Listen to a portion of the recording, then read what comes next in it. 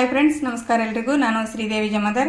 Friends, ಇವತ್ತೊಂದು ಮಿಲೆಟ್ಸನ್ನು ಬಳಸಿಬಿಟ್ಟು ತುಂಬ ಆರೋಗ್ಯಕರವಾದಂಥ dosa ರೆಸಿಪಿಯನ್ನು share ಮಾಡ್ತಾಯಿದ್ದೀನಿ. ಅದಕ್ಕೆ ನಾನಿಲ್ಲಿ ತೊಗೊಂಡಿರೋ ಪದಾರ್ಥನ ಮಿಲೆಟ್ಸನ್ನು ತೊಗೊಂಡಿದ್ದೀನಿ. ಸ್ವಲ್ಪ ಒಳಗಡೆ ನಾನು ಒಂದು ಬೌಲಷ್ಟು ಅಕ್ಕಿಯನ್ನು ಹಾಕ್ಬಿಟ್ಟು ಒಂದು 5 ರಿಂದ 6 ತಾಸು ಚೆನ್ನಾಗಿ ಇದನ್ನು ನೆನೆಸ್ಬಿಟ್ಟು ತೊಗೊಂಡಿದ್ದೀನಿ.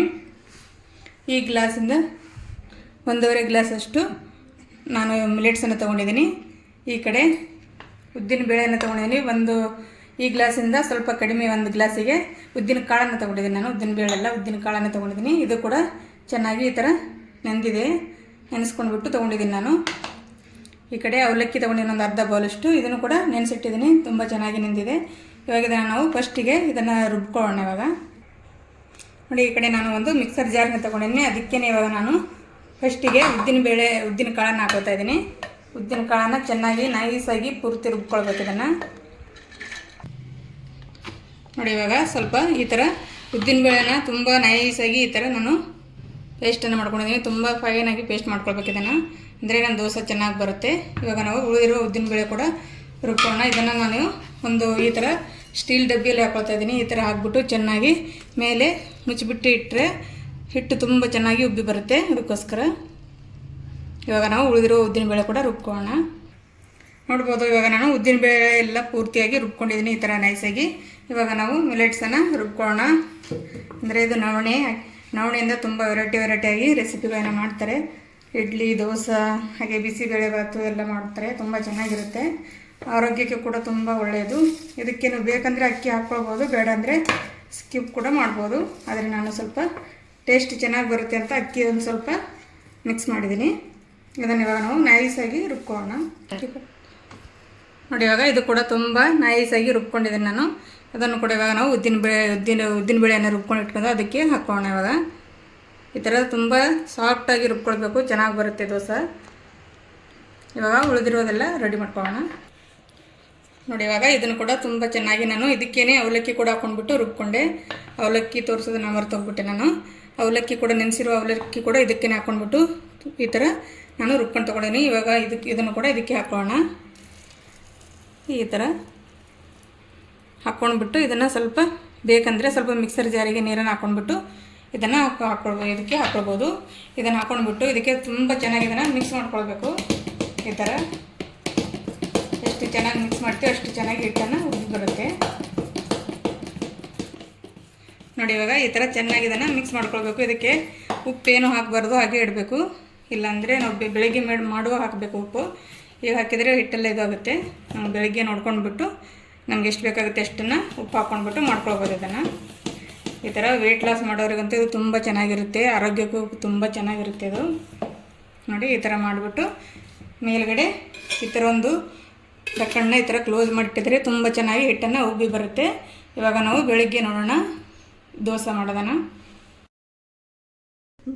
ಬನ್ನಿ ಫ್ರೆಂಡ್ಸ್, ನಮ್ಮ ಇಡ್ಲಿ ಬ್ಯಾಟರನ್ನ ಯಾವ ರೀತಿ ಉಬ್ಬಿದೆ ಅಂತ ನಿಮಗೆ ತೋರಿಸ್ತಾ ಇದ್ದೀನಿ. ನೋಡಿ, ಪೂರ್ತಿ ತುಂಬಿ ಚೆಲ್ಲೋಗ್ಬಿಟ್ಟಿದೆ. ನೋಡ್ತಿರ್ಬೋದು ನೀವು, ತುಂಬ ಚೆನ್ನಾಗಿ ಉಬ್ಬಿ ಬಂದಿದೆ. ಅರ್ಧಕ್ಕಿಂತ ಸ್ವಲ್ಪ ಕಡಿಮೆ ಇತ್ತು. ಪೂರ್ತಿ ಇದನ್ನು ತುಂಬ್ಕೊಂಡ್ಬಿಟ್ಟು ಕೆಳಗಡೆ ಇಷ್ಟನ್ನು ಚೆಲ್ಲೋಗ್ಬಿಟ್ಟಿದೆ. ನಾನು ಕೆಳಗಡೆ ಒಂದು ತಟ್ಟೆ ಇಡೋದನ್ನು ಮರ್ತೋಗ್ಬಿಟ್ಟಿದ್ದೆ, ಅದಕ್ಕೋಸ್ಕರ ಪೂರ್ತಿ ಕೆಳಗಡೆ ಎಲ್ಲ ಚೆಲ್ಲೋಗಿದೆ. ನೋಡ್ತಿರ್ಬೋದು ನೀವು. ನೋಡಿ, ಎಷ್ಟೊಂದು ತುಂಬೋಗ್ಬಿಟ್ಟಿದೆ. ನೋಡ್ತಿರ್ಬೋದು, ತುಂಬ ಚೆನ್ನಾಗಿ ಉಬ್ಬಿ ಬಂದಿದೆ. ನೋಡಿ, ತುಂಬ ಚೆನ್ನಾಗಿ ಬಂದಿದೆ. ಇವಾಗ ನಾವು ಆಲೂಗಡ್ಡೆ ಪಲ್ಯನ ಯಾವ ರೀತಿ ಮಾಡೋದಂತ ನೋಡೋಣ. ಆಲೂಗಡ್ಡೆ ಪಲ್ಯ ಮಾಡೋಕ್ಕೆ ನಾನಿಲ್ಲಿ ಒಂದು 4 ಆಲೂಗಡ್ಡೆನ ಈ ಥರ ಬೇಯಿಸ್ಬಿಟ್ಟು ಮ್ಯಾಶ್ ಮಾಡಿ ಇಟ್ಕೊಂಡಿದ್ದೀನಿ. ಸ್ವಲ್ಪ ಕೊತ್ತಂಬರಿ ಸೊಪ್ಪು, ಒಂದು ದಪ್ಪಾಗಿರುವ ಈರುಳ್ಳಿಯನ್ನು ತೊಗೊಂಡಿದ್ದೀನಿ, ಸ್ವಲ್ಪ ಈ ಥರ ಕಟ್ ಮಾಡಿ ಇಟ್ಕೊಂಡಿದ್ದೀನಿ. ಸ್ವಲ್ಪ ಕರಿಬೇವು. ಈ ಕಡೆ ಒಂದು ಪಾತ್ರೆಯನ್ನು ತೊಗೊಂಡಿದ್ದೀನಿ, ಎಣ್ಣೆನ ಬಿಸಿ ಮಾಡೋಕ್ಕಿಟ್ಟಿದ್ದೀನಿ. ಎಣ್ಣೆ ಬಿಸಿ ಆಗಿದೆ. ಇವಾಗ ಸ್ವಲ್ಪ ಸಾಸಿವೆ ಮತ್ತು ಜೀರಿಗೆನ ಹಾಕೋಣ.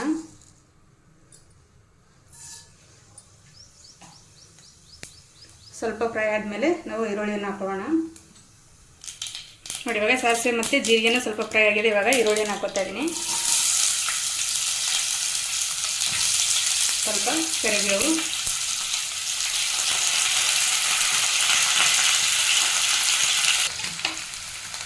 ನೋಡಿ ಈ ಕಡೆ ಸ್ವಲ್ಪ ಈರುಳ್ಳಿಯನ್ನು ಫ್ರೈ ಆಗ್ತಿದೆ. ನಾನು ಈ ಕಡೆ ಸ್ವಲ್ಪ ಹಸಿಮೆಣಸಿನ್ಕಾಯಿ ಮತ್ತು ಕೊತ್ತಂಬರಿ, ಕರಿಬೇವು, ಶುಂಠಿ ಮತ್ತು ಬೆಳ್ಳುಳ್ಳಿನ ಹಾಕ್ಬಿಟ್ಟು ಈ ಥರ ಪೇಸ್ಟ್ ಮಾಡ್ಕೊಂಡಿದ್ದೀನಿ. ಇದನ್ನು ಇವಾಗ ಇದಕ್ಕೆ ಹಾಕ್ಕೊಳ್ತಾ ಇದ್ದೀನಿ.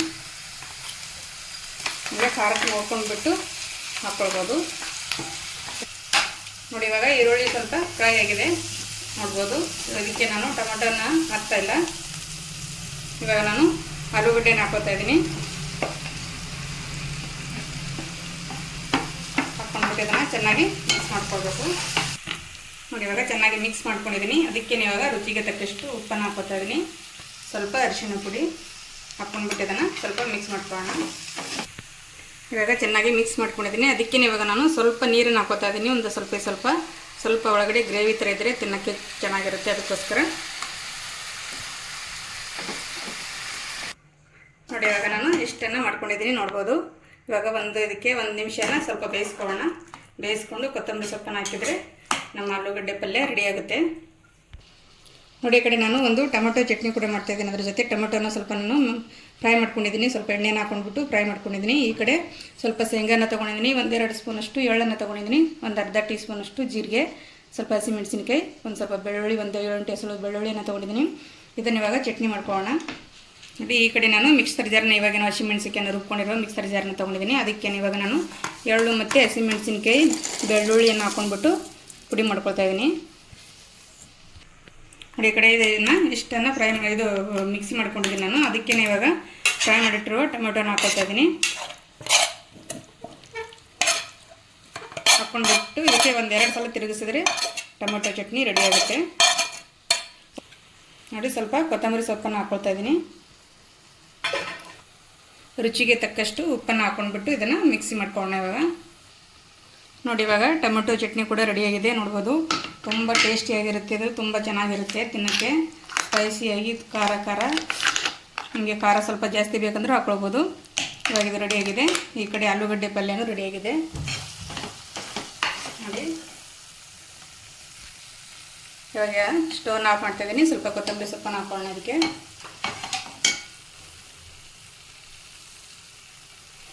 ನೋಡಿ ನಮ್ಮ ಆಲೂಗಡ್ಡೆ ಪಲ್ಯನ ರೆಡಿಯಾಗಿದೆ. ಇವಾಗ ಇದನ್ನು ಮಿಕ್ಸ್ ಮಾಡ್ಕೊಂಡ್ಬಿಟ್ಟು ಇವಾಗ ನಾವು ದೋಸೆಯನ್ನು ರೆಡಿ ಮಾಡ್ಕೊಳ್ಳೋಣ. ನೋಡಿ ಇವಾಗ ನಾನು ದೋಸೆ ಹಿಟ್ಟಿಗೆ ಸ್ವಲ್ಪ ಉಪ್ಪನ್ನು ಹಾಕ್ಕೊಂಡ್ಬಿಟ್ಟು ಇದನ್ನು ಮಿಕ್ಸ್ ಮಾಡ್ಕೊಳ್ಳೋಣ. ನೋಡಿ ಈ ಥರ ನಿಮಗೆ ನೀರು ಬೇಕಾದರೆ ಸ್ವಲ್ಪ ಹಾಕ್ಕೊಳ್ಬೋದು, ಆದರೆ ಇದು ಕರೆಕ್ಟಾಗಿದೆ. ನೋಡಿ ಇವಾಗ ಚೆನ್ನಾಗಿ ಮಿಕ್ಸ್ ಮಾಡ್ಕೊಂಡಿದ್ದೀನಿ. ಈ ಕಡೆ ದೋಸೆ ತವನ ಇಟ್ಟಿದ್ದೀನಿ. ತವ ಕೂಡ ಬಿಸಿಯಾಗಿದೆ. ಇವಾಗ ನಾವು ಸ್ವಲ್ಪ ಎಣ್ಣೆನ ಹಚ್ಕೊಳ್ಳೋಣ. ಅದಕ್ಕೆ ಈ ಥರ ಈರುಳ್ಳಿಯನ್ನು ತೊಗೊಂಡ್ಬಿಟ್ಟು ಎಣ್ಣೆನ ಹಚ್ಕೊತಾ ಇದ್ದೀನಿ. ಈ ರೀತಿ ಹಚ್ಚೋದಂದ್ರೆ ದೋಸೆನ ಅಂಟ್ಕೊಳ್ಳೋದಿಲ್ಲ. ಇವಾಗ ದೋಸೆನ ಹಾಕೊಳ್ಳೋಣ. ನಿಮಗೆ ನೋಡ್ಕೊಂಡ್ಬಿಟ್ಟು ದಪ್ಪ ಬೇಕಾದರೆ ಸ್ವಲ್ಪ ಜಾಸ್ತಿ ಹಾಕೋಬೋದು ಬಿಟ್ಟರು, ಇಲ್ಲಾಂದರೆ ಮೀಡಿಯಮ್ ಆಗಬೇಕಾದ್ರೆ ಸ್ವಲ್ಪ ಹಾಕೊಂಡ್ರೆ. ನೋಡಿ ಇವಾಗ ದೋಸೆನ ಹಾಕಿದ್ದೀನಿ. ಸ್ವಲ್ಪ ಇದನ್ನು ಬೇಯಿಸ್ಕೊಳ್ಳೋಣ. ನೋಡಿ ಇವಾಗ ಸ್ವಲ್ಪ ಮೇಲ್ಗಡೆ ಈ ಥರ ಸ್ವಲ್ಪ ಎಣ್ಣೆ ತುಪ್ಪ ನಿಮಗೆ ಏನು ಬೇಕೋ ಅದನ್ನು ಹಾಕ್ಕೊಳ್ಬೋದು. ಇವಾಗ ಸ್ವಲ್ಪ ದೋಸೆನ ತಿರುಗಿಸ್ಕೊಳ್ಳೋಣ. ನೋಡಿ ದೋಸೆನ ತುಂಬ ಚೆನ್ನಾಗಿ ಬಂದಿದೆ. ನೋಡಿ ಇವಾಗ ದೋಸೆ ರೆಡಿಯಾಗಿದೆ ನೋಡ್ಬೋದು. ತುಂಬ ಚೆನ್ನಾಗಿ ಬಂದಿದೆ ದೋಸೆ. ಇವಾಗ ಇನ್ನೊಂದು ದೋಸೆ ಕೂಡ ನಾನು ಹಾಕಿ ತೋರಿಸ್ತಾ ಇದ್ದೀನಿ. ನೋಡಿ ಇವಾಗ ಇನ್ನೊಂದು ದೋಸೆ ಕೂಡ ಹಾಕ್ತಾಯಿದ್ದೀನಿ.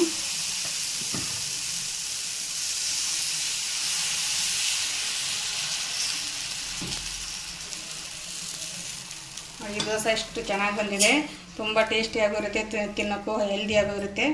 ಇವಾಗ ಇದನ್ನು ಸ್ವಲ್ಪ ಬೇಯಿಸ್ಕೊಳ್ಳೋಣ. ಅದಕ್ಕೆ ಸ್ವಲ್ಪ ಮೇಲೆ ಎಣ್ಣೆನ ಹಾಕೊಳ್ಳೋಣ.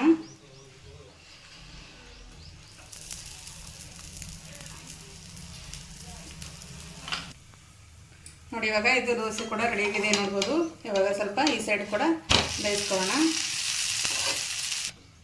ನೋಡಿ ಇವಾಗ ಈ ದೋಸೆ ಕೂಡ ರೆಡಿಯಾಗಿದೆ ನೋಡ್ಬೋದು. ತುಂಬ ಚೆನ್ನಾಗಿ ಬಂದಿದೆ ನೋಡೋಕ್ಕಂತೂ. ನೋಡಿ ನಮ್ಮ ಬಿಸಿ ಬಿಸಿ ಮಿಲೆಟ್ ದೋಸೆ ರೆಡಿಯಾಗಿದೆ ನೋಡ್ಬೋದು. ಆರೋಗ್ಯಕ್ಕೆ ತುಂಬ ಒಳ್ಳೆಯದು. ಈ ಥರ ತಿನ್ನೋಕ್ಕಂತೂ ತುಂಬ ಟೇಸ್ಟಿಯಾಗಿರುತ್ತೆ. ನೀವು ಮನೆಯಲ್ಲಿ ಒಂದು ಸಲ ಟ್ರೈ ಮಾಡಿ ಹೇಗೆ ಬಂತಂತ ನನಗೆ ಕಮೆಂಟಲ್ಲಿ ತಿಳಿಸಿ. ನೋಡಿದ್ರಲ್ಲ ಮಿಲೆಟ್ಸನ್ನು ಬಳಸಿಬಿಟ್ಟು ಯಾವ ರೀತಿ ದೋಸೆನ ಮಾಡಿದ್ದೀವಿ ಅಂತ. ನೋಡಿ ಬಿಸಿ ಬಿಸಿ ಆರೋಗ್ಯಕರವಾದ ಮಿಲೆಟ್ ದೋಸೆನ ಯಾವ ರೀತಿ ತುಂಬ ಟೇಸ್ಟಿಯಾಗಿರುತ್ತೆ ನೋಡ್ಬೋದು ನೀವು. ನೋಡಿ ರೆಸಿಪಿ ಇಷ್ಟ ಆಗಿದೆ ಅಂತ ಅನ್ಕೋತೀನಿ. ರೆಸಿಪಿ ಇಷ್ಟ ಆಗಿದ್ರೆ ಪ್ಲೀಸ್ ಲೈಕ್, ಶೇರ್, ಸಬ್ಸ್ಕ್ರೈಬ್ ಆಗಿ. ಹಾಗಾದರೆ ಸಿಗೋಣ ನೆಕ್ಸ್ಟ್ ವಿಡಿಯೋದಲ್ಲಿ. ಅಲ್ಲಿವರೆಗೂ ಎಲ್ರಿಗೂ ನಮಸ್ಕಾರ.